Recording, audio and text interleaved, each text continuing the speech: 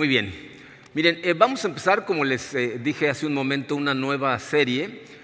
Si tienen su programa, la serie se titula Una visión para el 2021. Miren, nosotros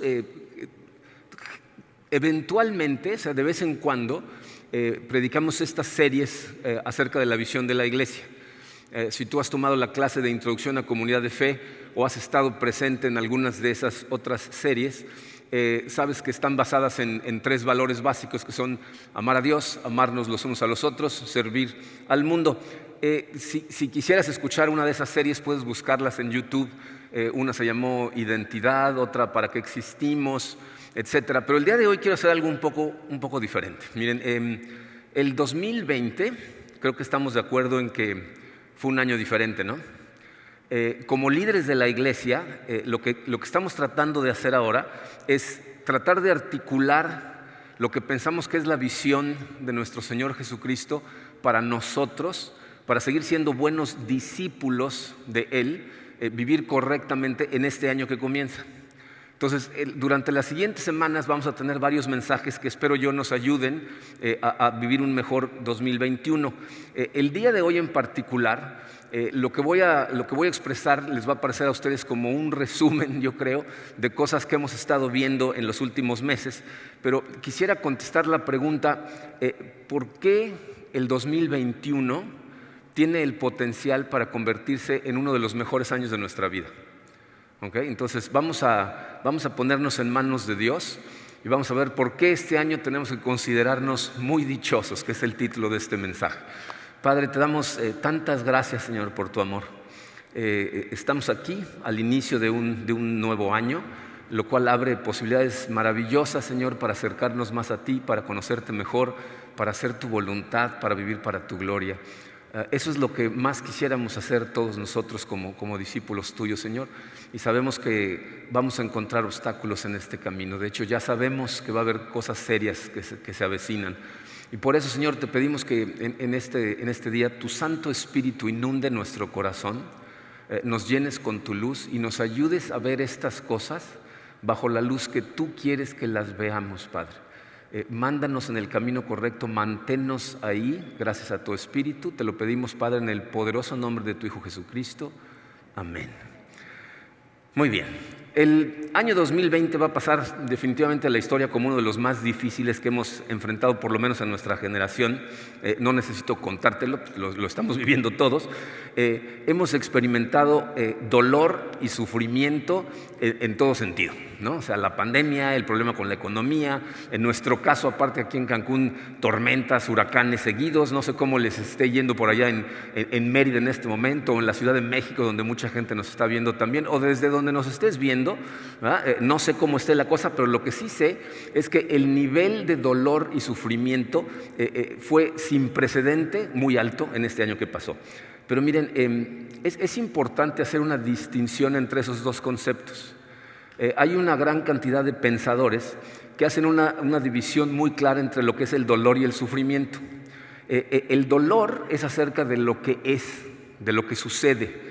O sea, la pandemia nos causó dolor, ¿no? Las cosas que sucedieron en nuestra vida, dependiendo de las cosas que hayas perdido, te causaron dolor. El sufrimiento es el significado que tú le das a ese dolor. ¿Okay? Como diría la filósofa cancunense, mi hermana mayor Alina, el dolor es inevitable, pero el sufrimiento es opcional. O sea, fíjense, el sufrimiento depende de la manera en que respondemos a lo que es. Entonces, fíjense, en base a esa definición, todos los animales experimentan dolor, pero el sufrimiento es único al ser humano. O sea, los seres humanos somos los únicos seres vivos que experimentamos sufrimiento. Para mucha gente, el resultado del dolor se da en un trauma, o sea, una herida emocional profunda que cargamos con nosotros permanentemente por el resto de nuestra vida, y muchas veces cambia la manera en que vivimos la vida, la manera en que nos relacionamos con otras personas, la forma misma en la que vemos a otras personas o la que percibimos a Dios en nuestra vida. Pero curiosamente eso no le pasa a todos. O sea, hay un pequeño grupo de personas, han estudiado los psicólogos, hubo un grupo de psicólogos a finales de los 90 que se dieron a la tarea de estudiar este fenómeno y ellos acuñaron la frase crecimiento postraumático, en donde se dieron cuenta que un pequeño grupo de personas, en lugar de ser traumatizados de forma negativa, como resultado del dolor profundo que experimentaron, crecieron, o sea, maduraron, su vida mejoró, de hecho, pero por causa del dolor, por causa de lo que los hubiera traumatizado. Entonces, fíjense, evidentemente, nosotros tenemos mucha oportunidad de crecimiento cuando enfrentamos dolor. Y en un año como el que viene, ¿no?, como el que acabamos de empezar, el 2021, fíjense, este año va a tener el potencial de una de dos, ¿no? O ayudarte a crecer más, a ser más maduro, a acercarte más a Dios, a vivir mejor la vida, o tiene la posibilidad de traumatizarte, ¿no? O sea, de tener tu caminar cristiano, de que te rindas y tires la toalla y ya no hagas las cosas, ¿no?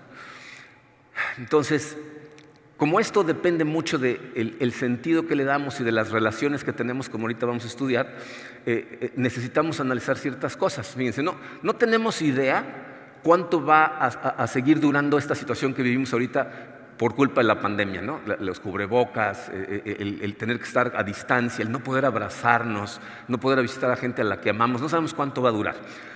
Ya empezaron a llegar las vacunas, ¿no? O sea, ya sabemos que vamos a empezar a tener inmunidad, pero aún los más optimistas, ¿verdad?, de los doctores nos dicen que la vida normal que teníamos antes de la pandemia no va a regresar a la sociedad por lo menos hasta el 2022, si nos va bien. Entonces, dos cosas a ese respecto. Para empezar, eso es un estimado. Nadie sabe a ciencia cierta lo que va a pasar. Pero en segundo lugar, falta más de un año, ¿no? O sea, falta un montón de tiempo para esa normalidad. Entonces, vamos a estudiar en esta serie, ¿no?, si de hecho habrá una manera en que nosotros podamos vivir este año sin importar cómo lo tengamos que vivir, pero con más gozo, con mucha dicha. Y para encontrar la respuesta de si eso es posible, vamos a estudiar un pasaje que se encuentra en el libro del apóstol Santiago, en el capítulo 1. Nada más quiero que recuerden una cosa muy importante. Muchas veces a la gente se le olvida que la palabra de Dios fue escrita para nosotros. O sea, esta no es simplemente una carta que se escribió para gente del siglo I. Te está hablando Dios a ti. Esta es la palabra de Dios que dice la Biblia, sirve para enseñar, sirve para reprender, para corregir y para instruir en la justicia, es decir, para enseñarnos cómo vivir la vida correctamente. Entonces vamos a leer esto con esos ojos, ¿ok? De entrada, reconozco que este pasaje que vamos a estudiar es un pasaje difícil de digerir. Okay, nos va a costar trabajo. Antes de que cierres tu mente a ciertas cosas, ten paciencia, porque te vas a dar cuenta de una cosa muy importante. Lo que vamos a ver hoy está totalmente conectado a lo que vamos a ver la semana que entra. De hecho, lo que vamos a ver hoy es la parte pasiva de la santificación. La semana que entra vamos a ver la activa. Normalmente la gente quiere saber ¿qué hago? Bueno, hoy vamos a ver lo que no tenemos que hacer, no lo que sí tenemos que hacer, ¿okay? Entonces vamos a analizar Santiago 1, versículos 1 al 4. En la Nueva Versión Internacional dice así: Santiago, siervo de Dios y del Señor Jesucristo, a las 12 tribus que se hallan dispersas por el mundo, saludos. Hermanos míos, considérense muy dichosos cuando tengan que enfrentarse con diversas pruebas, pues ya saben que la prueba de su fe produce constancia, y la constancia debe llevar a feliz término la obra para que sean perfectos e íntegros sin que les falte nada. Dice Santiago, esta carta fue escrita por Santiago, muy probablemente el medio hermano de Jesucristo, y todos los expertos le dan una fecha de aproximadamente el año 60, ¿okay?, después de Cristo. Justo cuando escribió esta carta fue justo después de una ola de persecución. Estaban persiguiendo a los cristianos salvajemente por todos lados. Dice que está esparcida la iglesia, y está esparcida no solo por Jerusalén, sino por todo el Mediterráneo, ¿no? Llegó un momento en donde los seguidores de Cristo, especialmente en Jerusalén, enfrentaban o muerte, o prisión, o tenían que salir corriendo. ¿Okay? La palabra dispersas es una palabra que significa, bueno, en griego es diáspora, ¿no? Es una palabra que todavía utilizamos el día de hoy para denominar a los judíos que están dispersos por todo el mundo, ¿ok? Y es la misma palabra que utiliza Pablo en Hechos 8, versículo 1, fíjense lo que dice Pablo. Dice: aquel mismo día comenzó una gran persecución contra la iglesia de Jerusalén. Todos menos los apóstoles se dispersaron, ahí está la palabra otra vez, diáspora, se dispersaron por las regiones de Judea y Samaria. Es decir, la persecución a la iglesia cristiana en Jerusalén llevó a los seguidores de Cristo a lugares a donde deberían de haber ido voluntariamente, pero no lo hicieron. ¿Se acuerdan? Jesucristo dijo: vayan y hagan discípulos de todas las naciones. Los judíos estaban muy comoditos en Jerusalén y Dios dijo: bueno, ni modo, una persecución, ¿no? Entonces salieron todos corriendo para todos lados. Entonces Santiago escribe esta carta porque ya no están físicamente juntos, ya la gente no se puede reunir, ¿no? Y además están enfrentando, dice, diversas pruebas, o sea, diferentes niveles de pruebas. De hecho, vamos a ver más adelante cómo significa toda clase de pruebas, y evidentemente esa iglesia que está separada, que está sufriendo, no lo está disfrutando en lo más mínimo. ¿Suena familiar? ¿Será que es relevante en la Biblia todavía en nuestros días, no? Entonces, fíjense, para entender muy bien lo que nos está diciendo Santiago, vamos a desmenuzar estos versículos del 2 al 4, línea por línea, y vamos a ver las palabras clave. Fíjense, la primera línea dice: considérense muy dichosos. Considérense es una palabra muy interesante, en griego es hegestase, que significa contabilicen, cuenten todo como algo por qué alegrarse. Dice, contabilicen como gozo cuando enfrenten pruebas. La idea, para los contadores que están aquí presentes, es: si tú haces un balance general de toda la información de tu vida y entonces divides todo lo que te ha pasado en la vida en dos columnas, en donde una es ganancias y la otra son pérdidas, Santiago lo que nos está diciendo es: si tu sistema de valores es igual al de Dios, es decir, si tú valoras las mismas cosas que Dios valora, entonces el balance final te vas a dar cuenta que todo lo que ha pasado en tu vida está en la columna de ganancias. Ninguna de las cosas que te han pasado están en la columna de pérdidas. Yo no sé ustedes, pero mucha gente ha catalogado mucho de lo que pasó en el 2020 como ¿qué? Como pérdida, ¿no? Como les decía la semana pasada, hemos perdido tantas cosas, ¿no? Desde las más triviales hasta las más dolorosas. Pero Santiago nos dice: todo eso debe ser puesto en la columna de ganancias. Ahora entiende, no dice en las cosas buenas. No tiene que ver si son buenas o son malas. Dice, para ti tiene que ser ganancia. Lo que Santiago nos está tratando de decir es que el dolor tiene la capacidad de darnos mucho más de lo que tiene capacidad para quitarnos.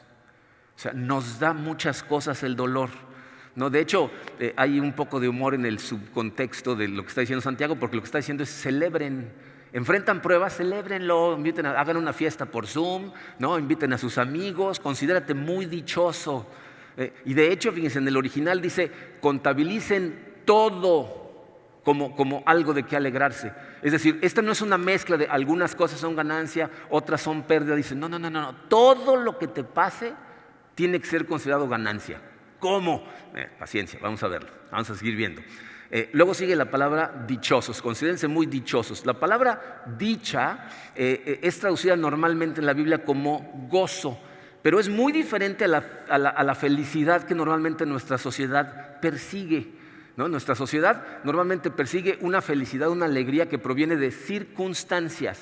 Si las cosas están bien, entonces estoy muy contento. Si las cosas están mal, entonces estoy muy triste. Pero aquí del gozo que Santiago está hablando es del gozo que viene de Cristo.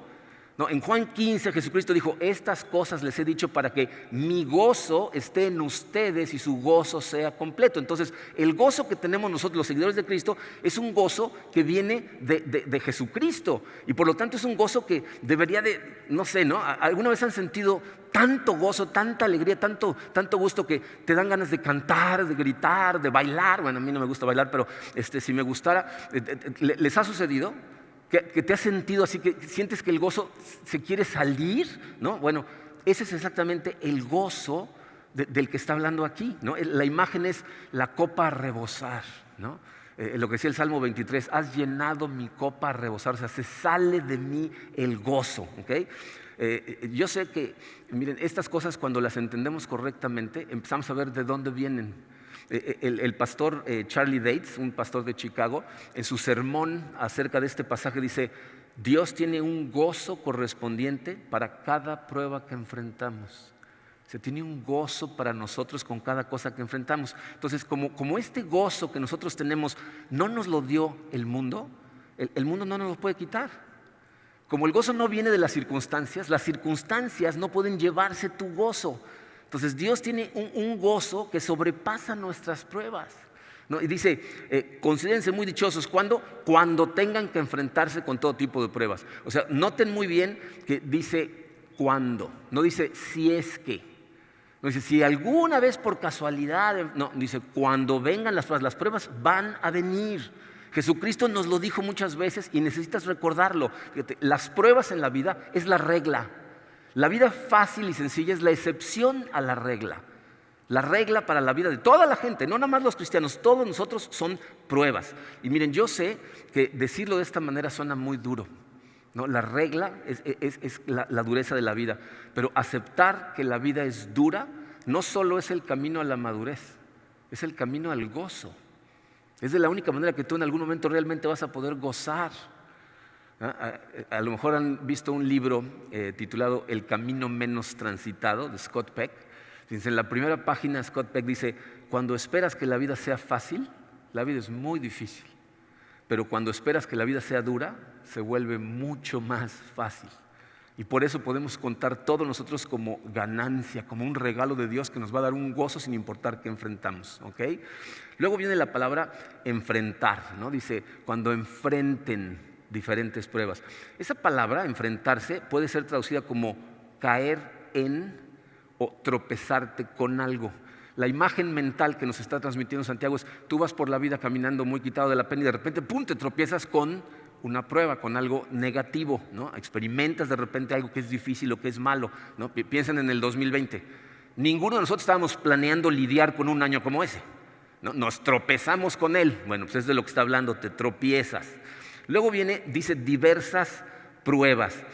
Miren, la palabra diversas literalmente significa multicolor. O sea, está diciendo, vas a enfrentar problemas de todos colores y sabores.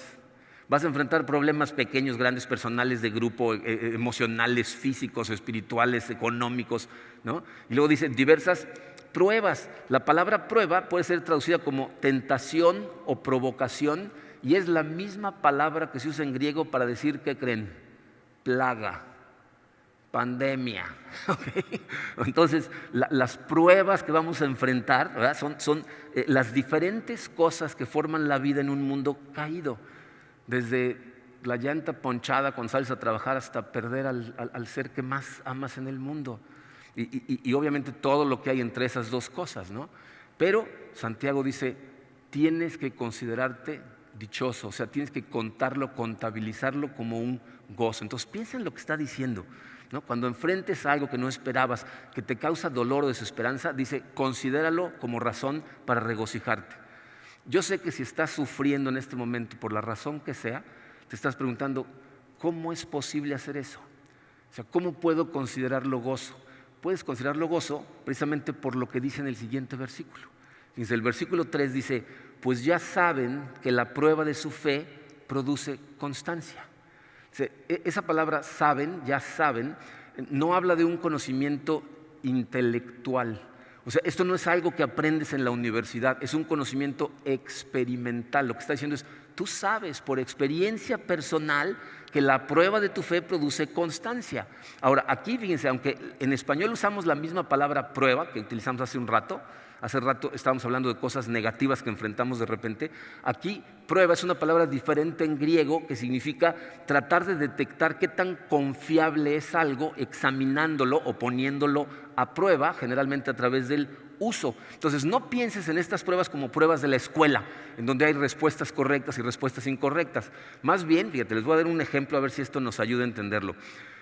Hay un auto muy famoso a la gente que le gustan mucho los coches, que es el Land Rover Defender. Es un coche que normalmente está relacionado con ser muy macho, porque es el coche que utiliza James Bond. ¿Okay? Entonces, cuando hicieron la última película de James Bond, Land Rover sacó un nuevo modelo de ese Defender. Cada vez que sacan uno de esos modelos, los dueños de Land Rover hacen afirmaciones acerca de lo que el coche puede hacer, ¿no? A qué velocidad puede andar, cuál es la resistencia, etcétera. Y luego le dan el coche a un piloto y a un equipo de filmación, y entonces se lo llevan a la jungla, se lo llevan al desierto y lo empujan hasta el límite. O sea, literalmente lo manejan por arena, lodo, ríos, tierra, montañas, lo vuelcan a propósito, le dan de marometas. O sea, lo que quieren tratar de identificar es si tiene la capacidad de hacer lo que su creador dice que puede hacer, lo que su creador dice que puede resistir, o si es una exageración, ¿no? Bueno, la prueba de campo para un auto rudo es lo mismo que las pruebas de la vida para un discípulo de Jesucristo. ¿Y se fijaron qué es lo que se prueba? Porque tú estás pensando, ¿me está probando a mí? No, está probando tu fe. Dice, porque la prueba de su fe produce constancia. Aquí la palabra fe es en griego pisteos, que miren, es muy interesante este asunto de la fe, porque mucha gente confunde la palabra fe con el concepto de creer. Fe y creencia son dos palabras muy diferentes en griego y de hecho son conceptos totalmente diferentes. Pisteos lo traducimos normalmente como fe, pero la traducción más correcta sería fidelidad. O sea, no tanto fe, sino fidelidad. Entonces, creencia tiene que ver con el nivel al que tú confías y dependes de Dios. Esa es tu creencia. Tu fe es por cuánto tiempo vas a demostrar esa confianza y esa dependencia en Dios cuando atraviesas pruebas. O sea, cuánto vas a resistir porque crees en esas cosas, vas a seguir siendo fiel a Dios aun cuando atraviesas lo que atravieses. Entonces, fe en Dios significa fidelidad a Dios sin importar lo que venga. Eso es lo que está siendo probado en mí, en ti, en nosotros como iglesia.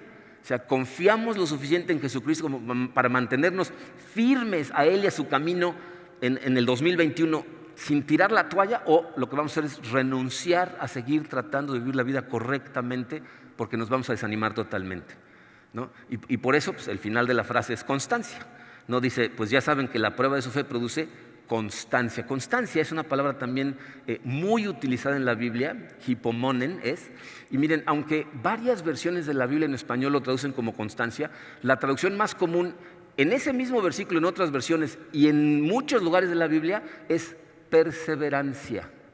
O sea, lo que produce es perseverancia. De hecho, me pareció muy interesante que la versión Dios habla hoy, en vez de poner palabra, lo que hizo fue traducir el concepto y ellos dicen, y entonces produce soportar con fortaleza el sufrimiento, que es la definición de perseverancia.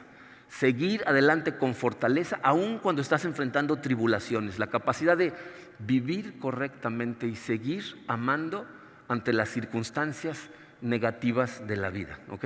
Pero obviamente, fíjense, esta perseverancia también tiene una connotación de esperanza, de algo que estás esperando. O sea, no se trata nada más de simplemente ser estoico ante las cosas de la vida, porque la esperanza obviamente es acerca de un futuro mejor, pero que me da fortaleza para el presente, ¿no? O sea, es la expectativa de que algo bueno va a venir basado en las promesas de Dios, pero la esperanza tiene una orientación futura, pero una naturaleza presente, porque me da una energía para vivir bien el aquí y el ahora. Y eso es lo que las pruebas tienen el potencial de producir en nosotros, una energía esperanzadora que nos ayude a seguir adelante y gozando mientras vamos hacia adelante. ¿Okay? Continúa Santiago en la primera parte del versículo 4, dice, y la constancia debe llevar a feliz término la obra. Miren, ahí el original lo dice de una manera un poco más clara para que entendamos bien el concepto. El original dice, permitan a la constancia terminar la obra. Permítele a la perseverancia terminar la obra. Hay una interpretación de la Biblia en inglés que se llama El Mensaje y me encanta cómo interpretaron ese versículo porque dicen, no te salgas de ninguna circunstancia de forma prematura. O sea, no te rindas No tires la toalla de forma prematura. ¿Se dan cuenta lo interesante de la palabra prematura? Se dice, no te rindas antes de madurar. O sea, no te rindas antes de que las circunstancias te ayuden a madurar. Y termina diciendo, para que sean perfectos e íntegros sin que les falte nada. Miren, una cosa muy interesante de estos dos versículos es que la palabra término, o sea, deja que termine la obra, y la palabra perfectos es la misma palabra en griego, es la palabra telos. Pero cuando habla de término está en forma de verbo, y cuando dice perfecto está en forma de sustantivo, pero las dos significan lo mismo, madurez. Entonces es un juego de palabras que no lo vemos en español, pero lo que dice es, dejen que la perseverancia los madure para que sean maduros. Eso es lo que está diciendo Santiago en última instancia, ¿no? Telos es una palabra que en nuestros días se utiliza para hablar del objetivo final de algo, ¿ok? Entonces, ¿cuál es el objetivo final de un discípulo de Cristo? Madurez. Y eso es exactamente lo que nos está diciendo. Es esa combinación de estabilidad emocional y madurez espiritual que nos llevan hasta el punto de amar, gozar, sentir la paz misma que tiene la Santa Trinidad en la unión entre ellos tres. Y eso se convierte en tu verdadera naturaleza cuando le permites a la constancia terminar su trabajo y entonces la irradias al mundo y eso es madurez, ¿no? Luego dice, para que sean íntegros. La palabra íntegros significa completos. Por eso dice, para que no les falte nada. Pero ¿se dan cuenta la idea que nos está transmitiendo? La idea es esta, fíjate. Antes de enfrentar pruebas, te faltaba algo. Hay algo que te está faltando y Dios te lo quiere dar. ¿Y cómo te lo da? A través de pruebas. Las pruebas, lejos de quitarte cosas, le añaden cosas a tu carácter. Y entonces, si dejas a la perseverancia o a la paciencia terminar la obra, entonces vas a estar completo, bien desarrollado, ya no te falta nada, ya tienes todo lo que necesitas para vivir como Jesucristo vivió, maduro. Ahora, ¿cuál es la conexión entre la perseverancia y la madurez?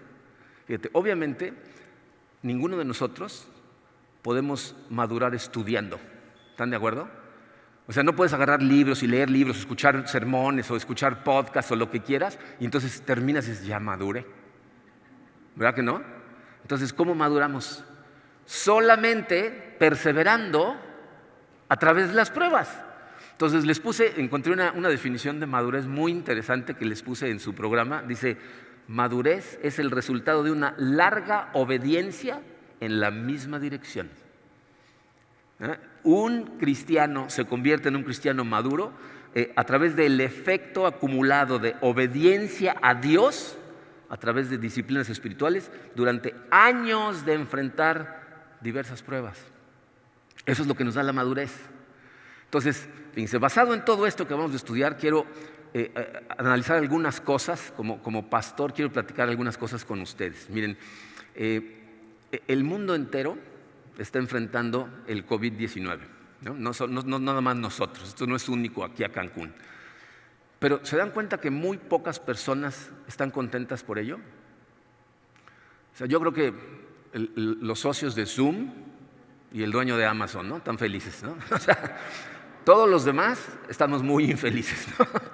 Entonces, la pregunta es, ¿por qué debería ser este un mejor año para nosotros? ¿Por qué debería ser un año en el que nos va a dar gusto lo que estamos enfrentando? O sea, que tú digas, no, hombre, qué gusto que enfrenté estas cosas. ¿Cómo es eso posible?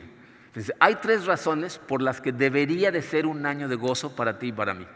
La primera, dice, porque como parte de la familia de Dios, nos rige un sistema de valores diferente. O sea, la razón por la que deberías de regocijarte es, para empezar, porque eres parte de la familia de Dios. Cuando empieza el versículo, si se fijaron en el versículo 1, dice, hermanos míos, ¿no? La palabra ahí es adelphoi, que no tiene género.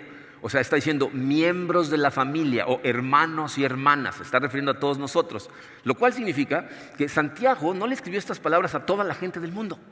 Le escribió estas palabras a la familia de Dios, nada más.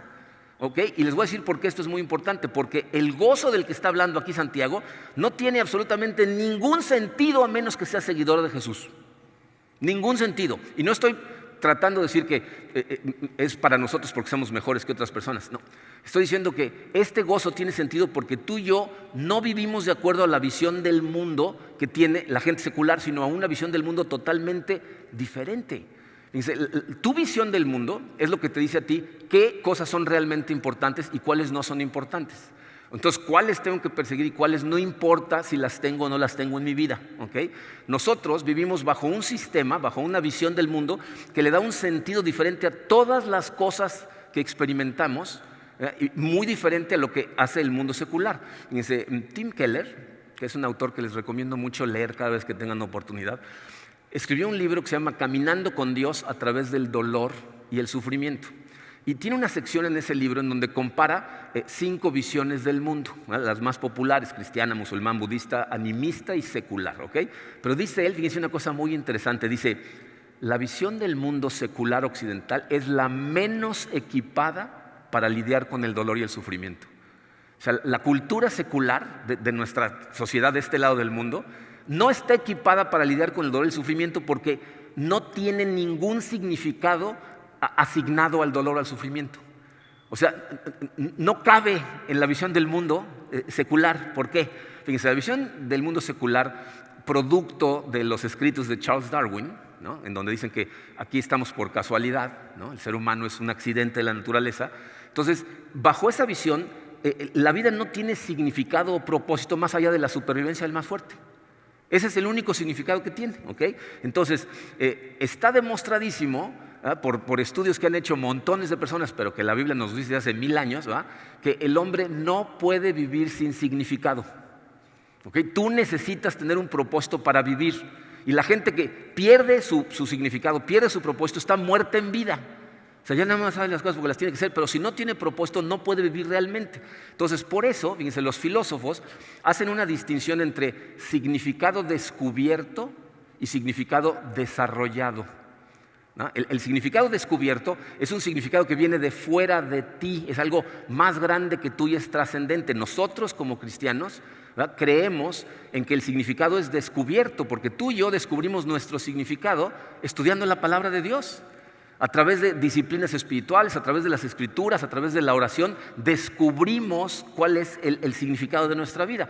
El mundo secular no cree en el significado descubierto porque no creen en Dios. Entonces, como necesitan significado, tienen que recurrir a lo que se conoce como significado desarrollado, uno que ellos generan de acuerdo a sus opiniones, a sus deseos, a sus gustos, y entonces cada quien inventa su propio significado, su propio propósito. ¿No? Entonces tenemos a gente como Steve Jobs, que dijo dejar una marca en el universo, ¿no? O Elon Musk, el dueño de Tesla, que quiere convertir al ser humano en una especie interplanetaria, ¿no? Ya está haciendo viajes a todos lados. Bueno, o puede ser algo tan trivial como quiero retirarme temprano y jugar videojuegos todo el día, ¿no? O sea, a lo mejor ese crees que es tu propósito. Pero para la gente común y corriente, normalmente su significado es su familia, su carrera, a lo mejor cambiar la industria. Para algunas personas es la justicia social. Cualquier propósito que persigues pero que tú generas, es decir, viene de dentro de ti y por lo tanto no es trascendente, no es más grande que tú, es lo que a ti se te ocurre en el corazón. Ahora, generalmente el significado para la sociedad consumista en la que vivimos es tener el suficiente éxito posible para experimentar placer y comodidad, y cada uno le da una definición diferente a lo que significa tener placer y a lo que significa tener comodidad, pero eso es lo que estamos persiguiendo, y entonces lo expresamos de una manera más fácil. Decimos, yo lo que quiero es ser feliz. Ese es el sentido secular para la vida, ser feliz. ¿Okay? Entonces, si dentro de la sociedad secular el significado de la vida es ser feliz, ¿en dónde cabe el sufrimiento? ¿Qué sentido tiene? ¿Qué significa? Fíjate, en el peor de los casos, el sufrimiento es una interrupción al significado de mi vida. Y en el peor de los casos, cuando enfrentas cosas que ya no puedes cambiar, entonces es un bloqueo permanente a mi felicidad. Y por eso, si tú te pones a estudiar ahorita las revistas que están tratando de ayudarle a la gente a lidiar con la pandemia, te vas a encontrar con un montón de revistas que dicen 20 pasos para tener paz durante la pandemia. Y lee los pasos. Yo estuve estudiando varias esta semana para preparar este mensaje y la verdad es que encuentras unas cosas. Algunas son meditar, pero más bien para borrar todo de tu cabeza y entonces no estar pensando en lo que está pasando. Muchos de ellos respiración profunda, ¿no? Si te estás sintiendo ansioso, respira profundamente, camina descalzo por el pasto a medianoche, esa es otra, ¿no? Y tiene ciencia detrás de ello, pero bueno. Pero les voy a decir qué es lo curioso.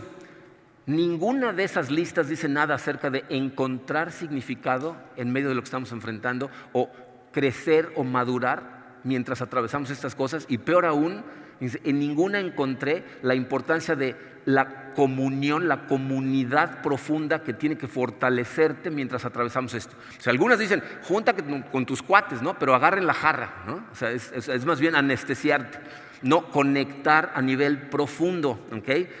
Otra vez, no estoy tratando de decir que nosotros somos mejores personas que ellos, sino que como cristianos nosotros tenemos una visión del mundo diferente y debemos valorar cosas diferentes. Cuando enseñaba en consultoría a las empresas, les enseñaba que las empresas solo miden lo que valoran, pero también la gente. Nosotros nada más medimos lo que valoramos. Entonces, imagínate, si todo lo que mides durante el 2021 es placer, tu columna va a estar llena de pérdida. ¿Estás de acuerdo? Pero si lo que mides es madurez, profundidad de tus relaciones, ¿no? La calidad de tus relaciones, ¿se acuerdan lo que estudiamos la semana pasada? ¿No? Si lo que quieres medir es qué tanto maduras y qué tan profundamente puedes conectar con la gente a tu alrededor, entonces ya no es pérdida. Tienes que entender que nosotros somos por encima de todo un espíritu relacional, no simplemente una maquinita para disfrutar placer en un cuerpo. O sea, eso no es lo que somos, ¿ok? De acuerdo a la visión del Nuevo Testamento, lo más importante es en quién te conviertes y con quién viajas ese camino de conversión. ¿Quién te acompaña? ¿Ok? Entonces, basados en ese sistema de valores, el 2021 tiene el potencial para ser una ganancia tremenda. Si tú entiendes que gracias a ser miembro de la familia de Dios deberías de valorar cosas diferentes, vas a valorar las cosas correctas que te van a traer mucho gozo y puede convertirse en uno de los mejores años de tu vida. Entonces, porque tenemos valores diferentes. En segundo lugar, porque no estamos solos. Porque nosotros hacemos la vida juntos como parte de la familia. Si se fijaron en las palabras clave del pasaje, dice considérense, sean dichosos, tengan, saben, perfectos, íntegros, todas son plural. El 2020 fue traumático para muchas personas, pero ¿saben qué es lo que dicen los psicólogos al respecto? El trauma, o sea, se te queda algo que te llevas para toda la vida cuando experimentas el sufrimiento a solas, cuando lo experimentas desconectado. De hecho, miren, hay un terapeuta que se llama Robert Stolorow, que dice que el trauma, y esta frase me gustó mucho por cómo termina, dice, el trauma es un severo dolor emocional que no puede encontrar un hogar relacional en donde pueda ser abrazado. Dice, ese es el trauma. Cuando sufres una cosa durísima, dolor, sufrimiento, pero no tienes un hogar relacional, una comunidad, un grupo, una red de gente que te sostenga y te abrace y te apapache. No que resuelvan tus problemas o que te den un discurso motivacional, sino que estén contigo, se sienten contigo, te acompañen y te abracen y te hagan sentir que ahí están para ti. Miren, estas cosas son profundísimas. La verdad es que hicieron un estudio a gran escala acerca de los sobrevivientes del trauma para saber por qué algunos son verdaderamente traumatizados por una situación y gente que enfrenta exactamente lo mismo, no nada más se recupera, viven con más gozo y felicidad por culpa de lo que les pasó. Y cuando hicieron ese estudio, fíjense, lo que se dieron cuenta es esto. El factor número 1 en la recuperación es: ¿tenían familia o amigos con quien conversar para procesar el dolor o no? O sea, dicen, la naturaleza del trauma no tiene nada que ver con el efecto que el trauma tiene en la persona. El factor número 1 de recuperación y de gozo en la vida es: tenían una red de apoyo. Nosotros nos tenemos. Comunidad de Fe puede ser una familia para ti que te dé ese apoyo. Y digo puede porque aquí hay muchas personas que están conectadas, que están recibiendo ese apoyo, que se sienten fortalecidas, que se sienten llenas de gozo por lo que han vivido. Y hay otros que están pasando lo mismo, pero no se sienten apoyados porque no se han conectado. Eso es opcional, eso es algo que tú haces o no haces. Entonces tienes una familia en Cristo. La pregunta es si te conectas, si la utilizas. ¿Ok? Entonces puede ser un mejor año, ¿no? Un año lleno de gozo por la familia que tienes a tu disposición. Y número 3, porque sabemos que Dios está trabajando en nosotros para darnos mucho más de lo que podamos perder. ¿Sí? Como lo hemos estudiado muchas veces aquí en Comunidad de Fe, Sabemos que Dios no es el autor del mal, del dolor y del sufrimiento, pero siempre lo utiliza. ¿Cuándo? Cuando lo dejamos trabajar en nuestro corazón. O sea, nosotros no preguntamos por qué. ¿Por qué el COVID? ¿Por qué la pandemia? ¿Por qué la economía? ¿Por qué el gobierno? No encontramos respuesta. Lo que preguntamos es, ¿para qué, Señor? ¿En qué quieres trabajar en mí utilizando este dolor? Fíjense, es una cosa, yo creo que lo hace tan complicado para muchos de nosotros es que el lenguaje que utiliza Santiago es pasivo, no activo. Fíjense, el versículo 4, la primera parte, otra vez dice, y la constancia debe llevar a feliz término la obra. Es un lenguaje pasivo, no activo. O sea, madurar no tiene tanto que ver con algo que tú haces, sino con dejar a Dios hacer algo en ti, principalmente mientras estás atravesando pruebas. ¿Ok? ¿Cuál es nuestra parte? No rendirnos, no renunciar y seguir dejando a Dios trabajar en nuestro corazón. ¿Ok? Por eso, no toda la gente madura con la edad. ¿Se han dado cuenta de eso? Todos tenemos ejemplos, ¿no? De gente que conocemos que son más grandes que nosotros incluso y son muy inmaduros. Pero nadie madura sin envejecer. O sea, la madurez no es instantánea, toma cierto tiempo, ¿ok? De hecho, fíjense, estoy convencido que nadie madura sin experimentar dolor y sufrimiento. Nadie. Y uno de los mejores ejemplos para mí fue cuando conocí a mi esposa, Karina. Karina, cuando nosotros nos conocimos, ¿verdad? Ella tenía 19 años, yo soy 7 años mayor que ella cuando la conocí. Y ella era increíblemente madura y yo era una de las personas más inmaduras que podías haber encontrado a los 26 años de edad. ¿Por qué? Porque mi vida había sido hasta ese momento relativamente muy fácil y la de ella había sido tremendamente difícil. Y entonces era una persona madura. Es cuando atravesamos por circunstancias duras que maduramos. Pero miren, quise leerles este pensamiento. Es un pensamiento de Jean-Pierre de Caussade. Fue un sacerdote jesuita del siglo XVII, uno de los pensadores más profundos que hubo en ese siglo, que nos dice de forma muy clarita lo que es la madurez. Fíjense, dice, y va a pasar en la pantalla por si quieren leerlo, dice, ¿cómo quisiera que todos los hombres supieran qué tan fácil sería para ellos llegar a un alto nivel de madurez? Todo lo que tienen que hacer es, fíjense las cosas que va a decir, practicar las cosas básicas del cristianismo. ¿Qué está diciendo ahí? Que leas tu Biblia con la intención de encontrar a Dios, que medites en ella, que estés en oración, que hagas todas las cosas de las que hablamos aquí, ¿no? O sea, practicar las cosas básicas del cristianismo y de su estado de vida. ¿Cuál es tu estado de vida?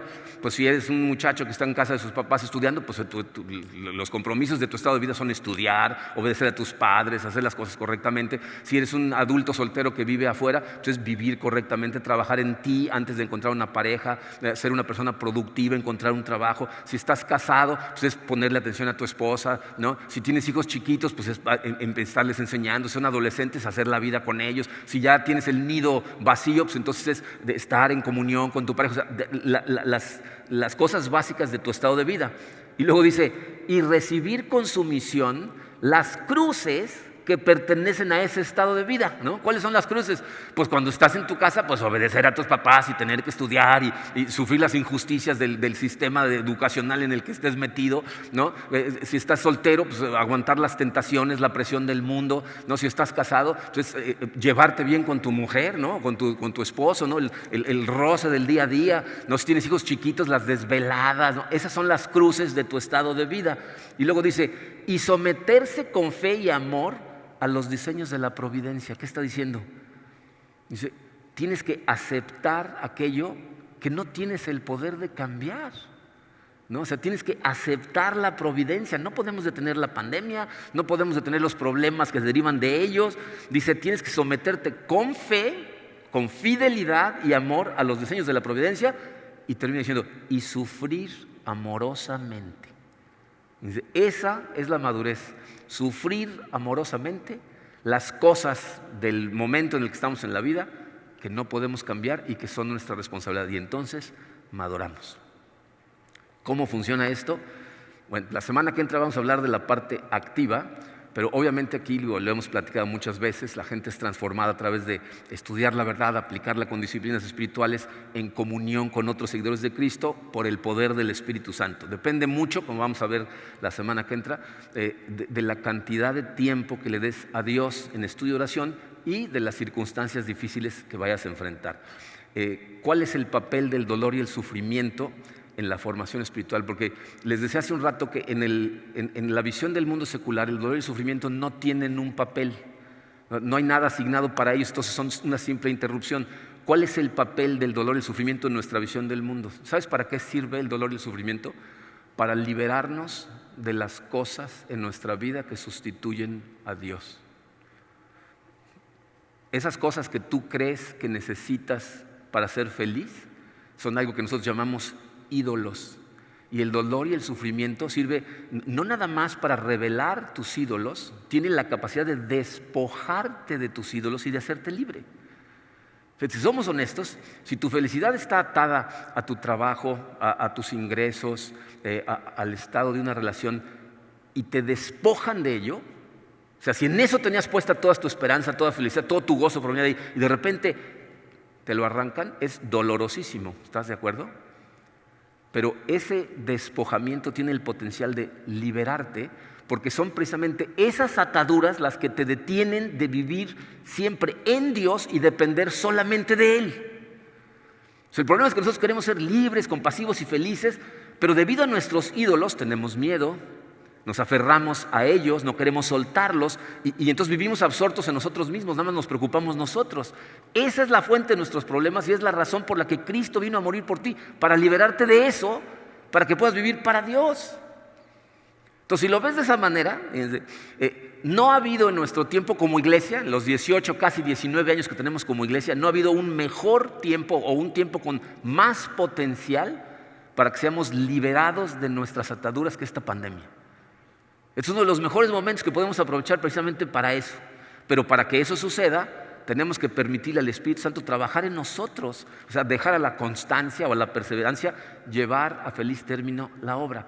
Entonces acuérdate, una de las razones por las que este puede ser un año de gozo para ti es porque Dios está trabajando en ti. Está haciendo cosas que si lo dejas hacerlas te van a hacer más feliz. Necesitas recordarlo. Miren, en más de una ocasión yo he tenido conversaciones con Dios en donde le he tenido que preguntar, Señor, ¿qué estás tratando de hacer en mi vida con estas circunstancias? Me senté a hablar con Él cuando nos llevó a Houston y nos separó de la iglesia, de la familia a la que yo estaba aferradísimo. ¿Verdad? Cuando la primera vez que nos ofrecieron el trabajo en Houston, Karim, y dijimos, no. Y nos fuimos y no saben, fue literalmente como arrancarle un bebé a su mamá, ¿no? Pero cuando estábamos allá, Dios me empezó a enseñar. Le hice la misma pregunta cuando nuestros hijos empezaron a perder la vista, cuando falleció mi papá, cuando nos encerramos en la pandemia. Espiritualmente hablando, esos meses, sobre todo los del principio, para mí fueron muy, muy difíciles y me di cuenta de las ataduras que tenía, que Dios poco a poco empezó a mostrarme, ¿no? A decirme, pues claro, estás aferrado a esto y a esto y a esto, y ahorita que no lo tienes, te das cuenta que no estás dependiendo de mí, sino de esas cosas. Entonces imagínense qué regalo tan maravilloso si salimos de estas liberados. ¿No? Imagínate el final del año si todos saliéramos con una resistencia emocional mucho más poderosa, aprendiéramos a tener más esperanza en Dios motivada por amor, que pudiéramos, sin importar lo que está enfrentando, vivir lo mejor posible de acuerdo a nuestras posibilidades. Este sería un año de ganancia total, ¿no? Entonces, es el mismo caso en el que estás tú, ¿no? O sea, lo que tú tienes que hacer es preguntarle a Dios, Señor, ¿qué estás tratando de hacer en mí? Te aseguro que si haces la introspección en oración con Dios, te lo va a mostrar. A lo mejor quiere crecimiento espiritual, a lo mejor quiere mostrarte algo acerca de la carrera que estás siguiendo o de la manera en que estás llevando tus relaciones. Entonces, ¿en qué área crees tú que Dios te está tratando de llevar a un nivel superior de madurez? O en las palabras de Santiago, ¿qué te falta? ¿No? Porque dice, la madurez hace que ya no te falte nada. ¿Qué necesita completar en ti? ¿La puedes identificar? Porque si la puedes identificar, entonces fíjate, Dios te hace 3 invitaciones ya que las identifiques. Una, dice, considérate muy dichoso, ¿no? Empieza a reconsiderar el año pasado y ve el año que entra a través de estos ojos y vas a ver cómo le vas a dar gracias a Dios por todo lo que puede hacer en ti a través de lo que pasas. ¿no? La segunda invitación es: deja la perseverancia hacer su trabajo, no te rindas, no renuncies, persevera en vivir correctamente como Jesús lo hubiera hecho. Y por último, vive en comunidad, no te desconectes, conecta con tu familia de forma real, de forma profunda. La semana que entra vamos a hablar un poquito más de eso, pero necesitamos verdaderamente profundizar en nuestras relaciones.